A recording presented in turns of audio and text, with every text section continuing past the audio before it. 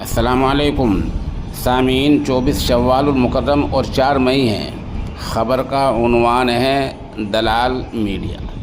ये हम एक वीडियो पेश कर रहे हैं जिससे अंदाज़ा लगाया जा सकता है कि लोग बाग जमहूरियत के चौथे सुतून सहाफ़त के बारे में आजकल क्या राय रख रहे हैं। ज़ाहिर सी बात, ज़र्द सहाफ़त का दौर दौरा है, गलबा होता जा रहा है, इसलिए आवाम का एतमाद उठता जा रहा है। आप इस पूरी वीडियो को देखें।